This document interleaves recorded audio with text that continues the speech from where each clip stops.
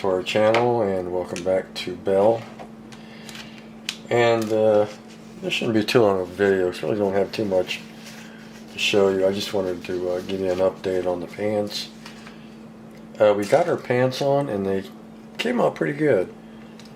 I'm really happy with how this is turning out. Hindsight though, I think I would have used epoxy clay. If I would have had a big container of Amazing Sculpt, I think I would have used that instead. Not that this is hard to do. It just requires a lot of sanding, whereas an epoxy clay, you can put it on there, shape it, you can do your thing, because it has a fairly slow working time, and you can do whatever you want to it. Shape it, smooth it, put it where you need it, and then let it dry, and you don't have to do all this sanding that I'm doing. But I guess sometimes old school is, kind of fun to do, and go back and do some old school stuff. And that's what this definitely is old school. You can see here we have a thing of lacquer thinner, and it's because my glazing putty is, I think, drying out. I can barely get it out of the tube. I think all the lacquer dried up, and it comes out real thick, like a real thick oatmeal kind of thing, instead of creamy and smooth that it used to when it was new. So I ordered a new one of these. I should have it in, I think, Monday or Tuesday is what it said. But the lacquer thinner is allowing me to use this old stuff until the new stuff comes in. Once the new stuff comes in, I'll probably throw this in the shit can. I think it's had it. I bought this back when I had my 68 Javelin, so it's pretty old. It's got to be at least 15, 20 years old, something like that. It's pretty old. So we got a new tube coming, and once that new tube gets here, I'll probably maybe put a smoother layer on this. This has been sanded and everything. What I've just done is I went back and I redid this leg right here. I didn't get the step here not wide enough, thick enough. I felt it was too thin, because in order for this to give the illusion that she is wearing pants, it's not so much making sure that everything is covered, it's making sure that this line right here is thick enough to represent the material that's on her body. If this line isn't thick enough, then it's not going to look right. So this is what is really important. All the edges of the pants, that we get that edge in there, and to make sure that your eye, when it sees an edge, and then your brain says, okay, she's wearing pants, when in reality, reality, she really isn't. So it's really important that I get this edge right. And I didn't have this, I felt, thick enough, so I went back and I did it again. And I'm waiting for it to dry, and then I'll sand it. We got some touching up to do around the boot cuffs, so I figured that would happen, but that'd be pretty easy. So these areas where I kind of burned through the putty, I'm not even going to worry about it. I'm going to just smooth them out, obviously. Yeah, I'm not going to worry about covering it back up, because these type of pants are really tight when they wear them. So yeah, I'm not. It ain't no big deal. I'm just going to make sure this edge is how it should be, and everything is smooth. There's no rough putty here. It's all perfectly smooth, and yeah, it's looking pretty good.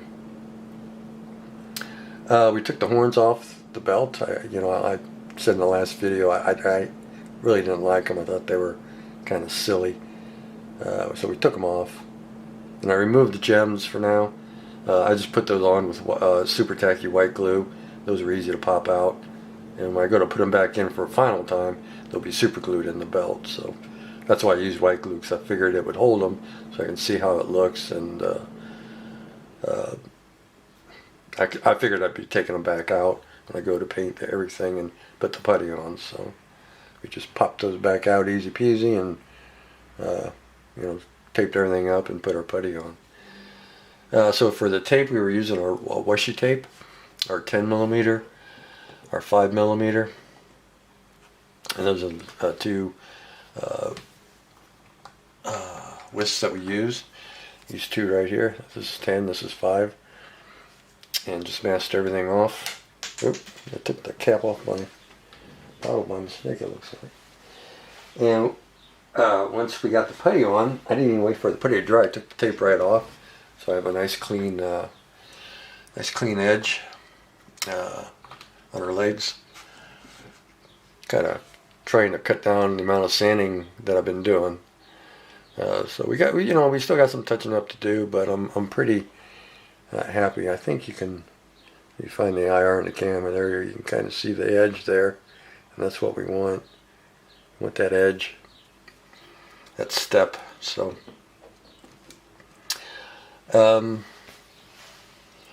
yeah, we have our little water trough here for wet sanding.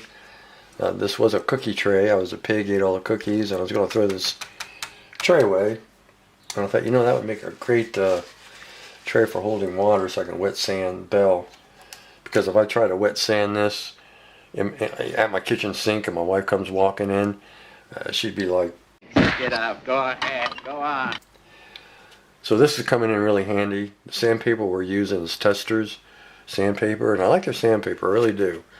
One of the products I really like by Testors. I like it because it's that plastic like film. So, it's impervious to water. You can shape it to pretty much any shape. It flexes. When you have a little tight spot, you can get in there. And this is, I'm using 280 and 400. 280, to get the initial putty off. Then I go back over it for 400. And once I'm happy with everything, I'll go over it with 600. And then I'll be ready for primer filler. We're going to use Duplicolor primer filler. I think I have a full can. Last can I have of it, that stuff's getting impossible to find. But I really would feel much more comfortable using primer filler over all this putty than just straight up primer. Because primer filler will kind of fill in any kind of minor imperfections. Again, it'll save me some sanding time. And the primer will fill what needs to be filled. What else? Yeah, I think that's about it. I'm sitting here trying to think if I need to go over anything or missed anything.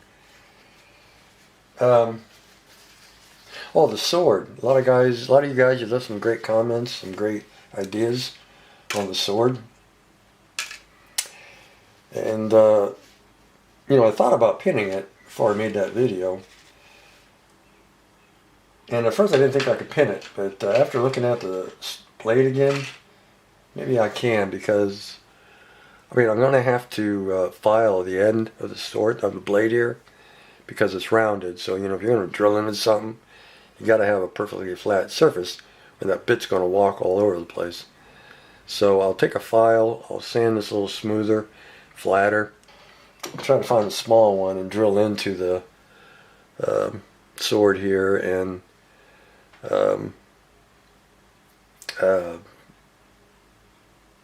pin it. I can use wire. I have plenty of wire to put into.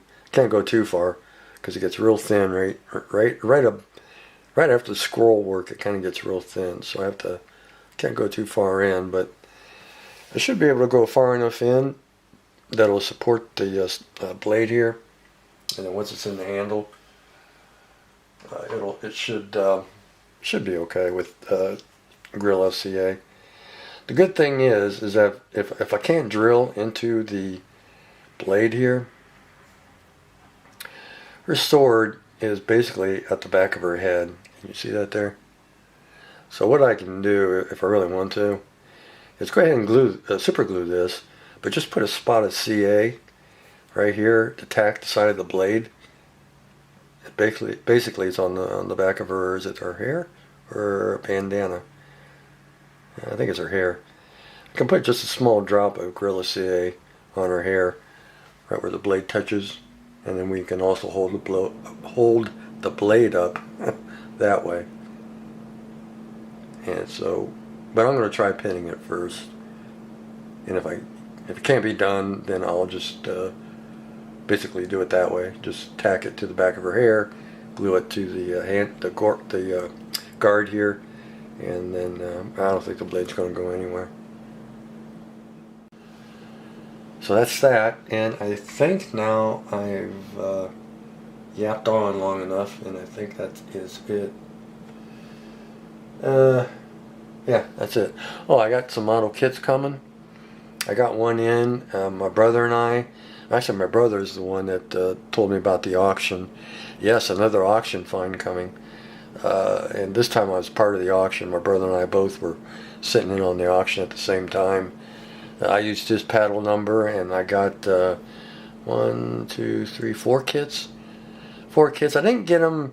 I got some good deals. I wouldn't say I got them like cheap, you know, like Goodwill cheap. I had to pay some money for these, but they were still, I shouldn't say I had to pay money, my brother had to pay money. I still got them at a good price, way below what they normally go for, like on eBay. And I'll show you those kits when I get them all in. It might take a while before the auction house sends them out, but yeah, I think I got some pretty cool ones. I'll give you a hint on one of them. I'll tell you what one of them is, and that's a Capri. Like 80-some Capri. Kind of looks like the Fox Body Mustangs, but I think it's a MPC or monogram. I don't remember now.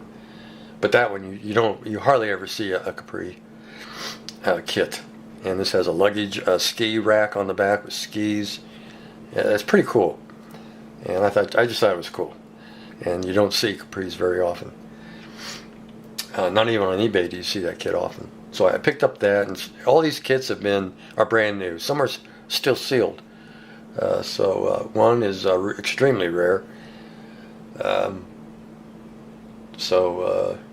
I'm looking forward to showing those kits. Alright guys, I've gone on long enough. Take care, and we'll see you in the next update.